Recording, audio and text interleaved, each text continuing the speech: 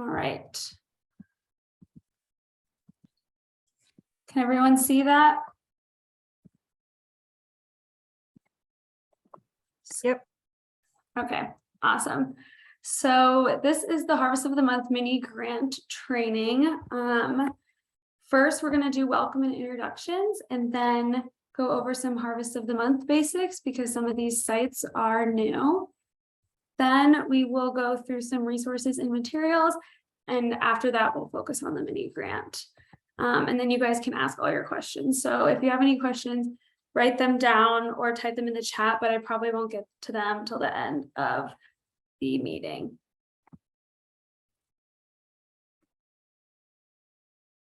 All right, I'm Molly Kirkham.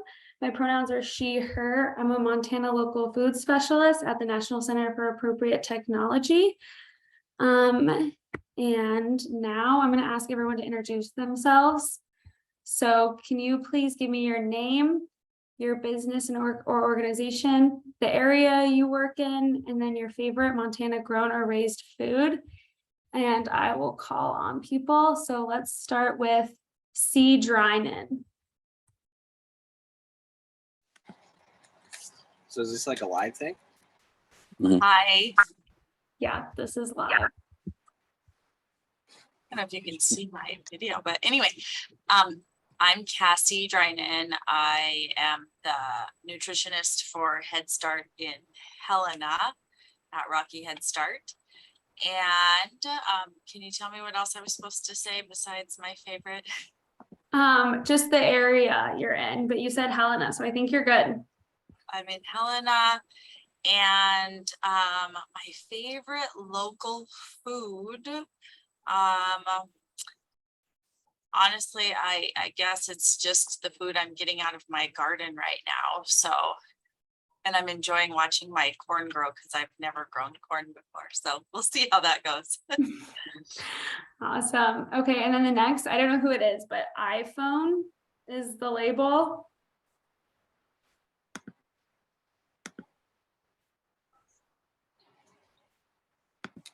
Is that maybe me? Yep. Oh, okay. Sorry, I'm driving between meetings, so I'm on my phone. I am Melissa Hammond. I work at Intermountain Residential in Helena, and we're a residential facility for kids from 4 to 14 with severe emotional disturbances. And my favorite Montana grown food is lamb. Oh, awesome. Okay, thank you. Let's go to Bradley. Hi, I'm Bradley Dunmeyer. I'm at BLD Farms in Troy, Montana, and we specialize in growing strawberries. We have 3,000 strawberry plants, so that's my favorite food. Awesome. And then Kim. Hi, I'm Kim Lloyd. I am with St. Peter's Health in Helena. And gosh, yeah, anything growing in my garden is my favorite. I would say tomatoes probably.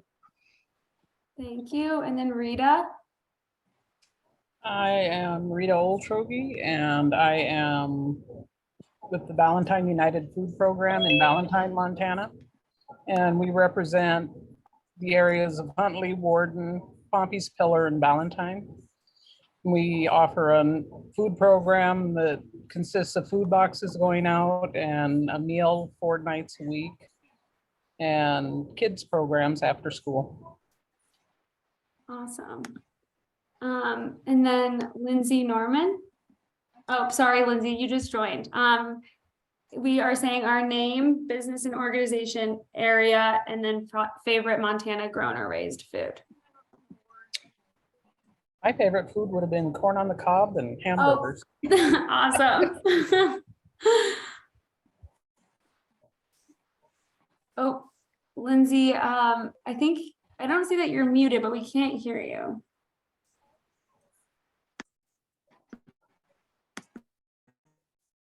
We can give you a second to figure it out. Samantha, do you want to introduce yourself? Hello, my name is Samantha Byrne. I'm the director of the O'Hara Commons Sustainability Center. We run several platforms terms of farmers markets and as an organization, our mission is connecting local people with local food. And we work primarily in the Ravalli County, but we also have partners that we work closely with in both Missoula County and Lamahai County over the hill in Idaho. And I love Harvest of the Month because if I pick a favorite Montana grown food, I'd have to do it by the month. And right now it is these amazing French melons that are grown by Ellen and Ian here in the Bitterroot Valley. Awesome. And then Brandy. Your mom's coming right now. Hi everyone, I'm Brandy. I'm from Pete's Place in Helena. I'm echoing really. And then my favorite Montana grown food is carrot. We're fine. Awesome. Thank you. And then you do have it working? Can you hear me now? Yeah. Yeah, okay, great. Well, so my name is Lindsey Norman. I work at the YMCA in Missoula as the food program coordinator. Sorry, is the area just the town? Yeah, Missoula, that works. Okay, great. Yeah, I do the preschool food programming. We have 2 preschools that are 6 weeks to 6 years old. And then we also do all of the summer camp meals. So we were super busy this last summer. We were serving, I think, about 220 kids a day. And my favorite Montana grown or raised food. That's a hard one. I guess I'll say leeks right now. Nice. Yeah. Okay, cool. Thank you, everyone. Now we are going to move on to Harvest of the Month basics, because some of the sites here are pretty new, so it might be a little beneficial to go through just the base requirements for Harvest of the Month, and then we'll go through the other requirements you have for receiving the mini grant. So these are our partners and funders. We actually just recently added Abundant Montana and Arrow to this list. So what is Harvest of the Month? The Montana Harvest of the Month program showcases Montana grown and raised foods in Montana schools, institutions, organizations, and businesses. The 2 primary goals of this program are to promote local, healthy foods to Montanans and to support Montana farmers, ranchers, and food businesses. Participating sites receive a free packet of materials, including posters, handouts, recipes, and other promotional materials, guides, additional resources and training, access to the Harvest of the Month portal, where you can find all the resources, activities, handouts, and posters for you to print if you need more, or just to use virtually. And then current events and funding opportunities happening in farm to cafeteria. So this is the calendar this year. Each month, a different Montana grown or raised food is featured. Our goal is to change the calendar up a little bit each year and add a new item. So the new item this year is herbs. That is going to be happening in a few days. And then we moved a few other things around. And we also have retired items that are summer squash, kale, and winter squash. And it is important to note that while we have this calendar available and many sites choose to follow it, you are not required to. Like, for example, a lot of sites had trouble sourcing local cherries this year, so they did summer squash because it's pretty abundant at the moment.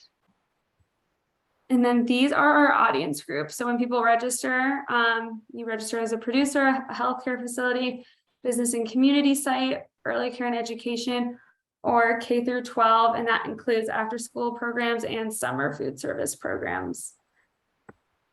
So we won't go through the K through 12 requirements because the mini grant wasn't offered to K through 12 sites, but we will go through the others. So for early care and education, each site is expected to form a team upon registering. Each team should include an administrator, director, teacher, or individual who prepares or purchases the snack or meal. And we encourage sites to involve parents, nonprofits, and other organizations in their community.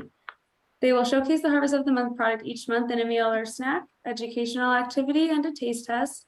The sites will promote the program using Harvest of the Month materials provided or come up with their own creative ways. Finally, they must participate in evaluation. This includes a baseline survey within 30 days of registering, which you all haven't completed, and then an end of year survey for each year they participate in the program. And that is what re-enrolls you for the next year. And then these are just a few examples of Harvest of the Month at ECE centers. Okay, now we're going to go over the business and community requirements. So business and community sites include grocery stores, food pantries, farmers markets, restaurants. As you can see, many different businesses and organizations fall under this umbrella. So due to the variation in organizational structure, the requirements are a little less straightforward than K through 12 or early care and education sites. So we tend to be a little bit more flexible with these sites. And what we expect from these sites is to form a team, and each team can include people like the kitchen manager, produce managers, administrators, people in marketing, and then showcase the product each month, either a la carte or in a grocery store section, like you can hang up the posters or do taste tests, have it in a salad bar. A lot of food pantries perform cooking classes, and they do various things. And so then we also expect them to promote it by displaying posters and educational materials, putting a Harvest of the Month information on their social media and in their newsletters, and then also completing evaluations. So here are some examples of business and community sites participating in Harvest of the Month. And now we're going to go over the healthcare requirements for the Harvest of the Month requirements for the healthcare audience group. So healthcare facilities will form a team that should include an administrator, food service professional, and a dietitian or clinical staff member. They will showcase each month by purchasing and integrating the Harvest of the Month food in at least one meal or a la carte option per month, and plan for and provide at least one educational or promotional activity per month. They will promote the program by displaying Harvest of the Month posters and materials in their meal serving area or where appropriate. Healthcare facilities must also participate in the baseline and end of year surveys. And then that is at St. Pete's on the left and in Helena. And this is an organization on the right in Butte doing their family cooking nights. So now we'll go over the producer requirements. This audience group includes Montana producers, processors, and distributors.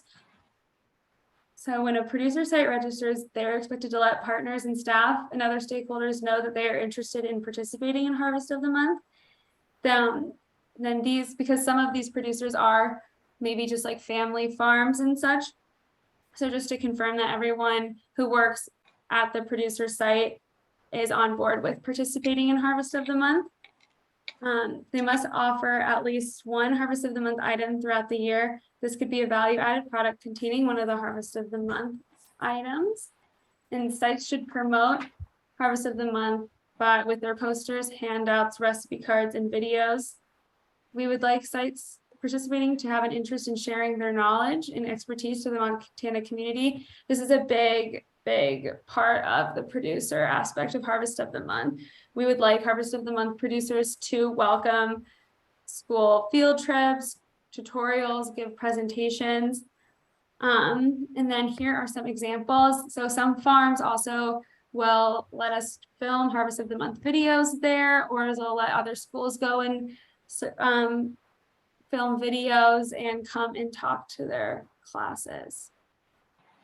So you all should have received your Harvest of the Month packets. If you didn't, you should email me after this webinar because we'll need to get them to you. So each location should have received handouts, table tents, and posters that look like this. But yeah, just shoot me an email if you didn't receive them and we'll get those to you. And so then I encourage you to go to the portal and get familiar with it because you can find all the resources on there, and also get familiar with the Harvest of the Month in Action page because the content you send me through your grant requirements will be posted to that Harvest of the Month in Action page. So you can find examples there on what I'm expecting. I'll also show you here too. Okay, so now we're gonna get into the mini grants. So it starts September 1st, 2022 and goes to June 1st, 2023. The grant is $500 and it's funded by the Montana Department of Agriculture Specialty Block Program. And then why are we doing these mini grants? So we want to provide financial and technical assistance to producers and establishments interested in participating in Harvest of the Month with community level support and promotion. We want to be able to provide funds to sites that are passionate about implementing Harvest of the Month and maybe have never done it before. And then encourage participating sites to promote Montana grown and raised foods to their audience group using Harvest of the Month as it best serves their specific needs. And then also obtain feedback from producers and establishments on the benefits, challenges, and opportunities associated with participation in Harvest of the Month.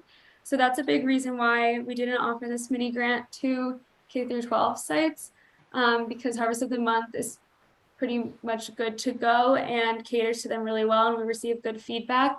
But we are trying to better create resources and offer Harvest of the Month to other sites like producers and food banks, distributors and hospitals. So this will use this feedback from this grant and take it into account when we are improving Harvest of the Month.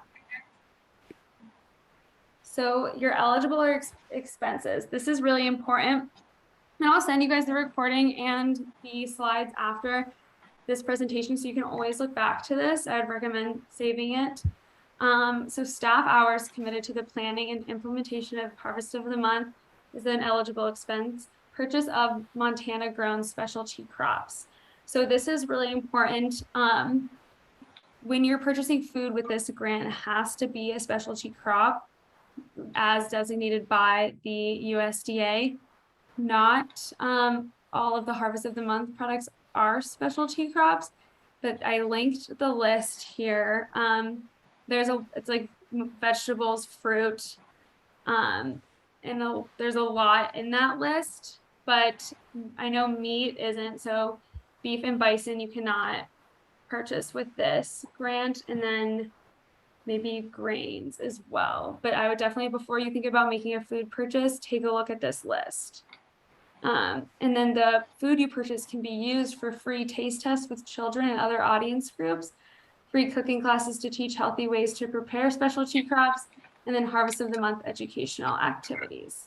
And then you can also use it for purchase or printing of materials for activities promoting the Harvest of the Month item. So let's go through the requirements. So all funds must be spent by June 1st. If it's before that, that's great, but that's the final deadline. Right now you're attending the short virtual training, so that's a check.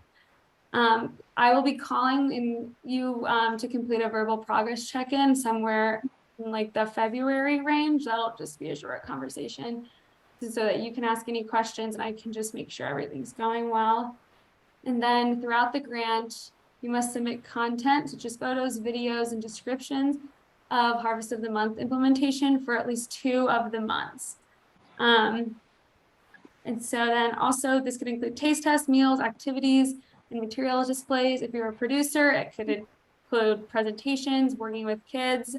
And then I will want to use this content you send me to put on the Harvest of the Month portal and our newsletter and Facebook page. And then at the end of it, at the end of the grant, there'll be a 1-page final report, which is on a slide coming up. And it's just like 8 or so questions that ask some feedback. And you must meet all regular Harvest of the Month requirements. So we'll be expecting you to complete the end of your survey as well as that 1-page final report. So this is an example of content you could send me. That would be great. So it'd just be like this twice. This was chickpeas. It has a great description of what Park County did, a quote from a student, and then pictures. This is a perfect example. And then these are the kind of questions I'll be asking during the verbal progress check-in. How have you implemented Harvest of the Month so far? Have you sent in your content? How has Harvest of the Month been working for you? Are you having any challenges?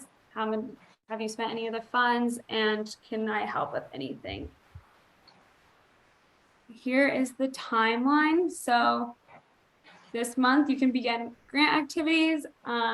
February, I'll give you a call, and then June 1st, the grant activities end and all funds need to be spent. And then you have 30 days to write your end of year report and get your survey submitted. If you finish, if you showcase 2 Harvest of the Month items for 2 months and you finish like way before June 1st and you want to get your end of year report in, you're welcome to do that early. And so then here's a checklist. I would recommend when you save this presentation to just keep this because it's super simple and it'll help you with your organization. All of you, I think, have sent me the signed grant agreement in W-9. So you should be getting your funds soon if you haven't already. You've attended or watched the mini-grant training. And then I would just double check if you haven't received your funds to make sure you get them in the next week or so. Sending me items or Harvest of the Month content for 2 different items or presentation or grant activities. Make sure all the funds are spent, completing the end of your report for the grant, and then completing the end of your survey for the regular Harvest of the Month requirement. And these are the kind of questions you'll find in the final report. How did you participate in Harvest of the Month? Like educational activities, presentations, taste tests, community outreach, cooking classes, meals, content creation, etc. What Harvest of the Month products did you highlight to your audience groups? What challenges did you face? What did you find to be successful? How can the Harvest of the Month program be altered to fit the needs of your site type? And then, like we went over before, site types are defined as producers, early care and education, healthcare, or business and community. And then provide a simple description of how you spent funds. And will you continue participation in Harvest of the Month? Why or why not? And then you can provide any other comments or suggestions. Okay, that is all for the presentation. And now we can go over any questions if you have any.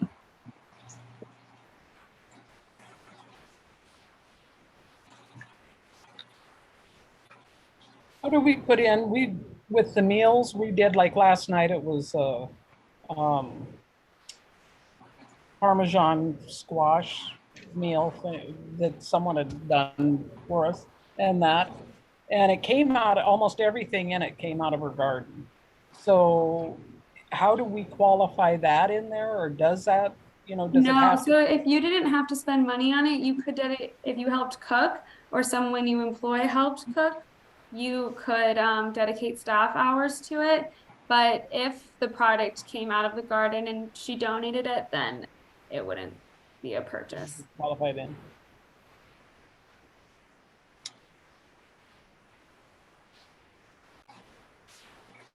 So this is Samantha speaking. Is it acceptable for us to accept donations from local food producers in order to develop those partnerships? And would you like us to capture that? You can, yeah, definitely accept local food donations and incorporate that into your Harvest of the Month. It's just, if it's a donation, you can't count that towards an expense. Right.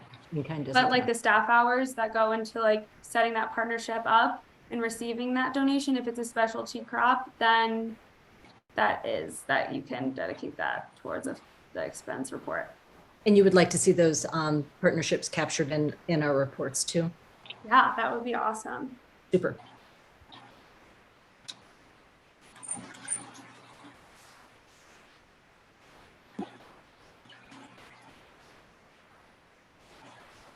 Any other questions?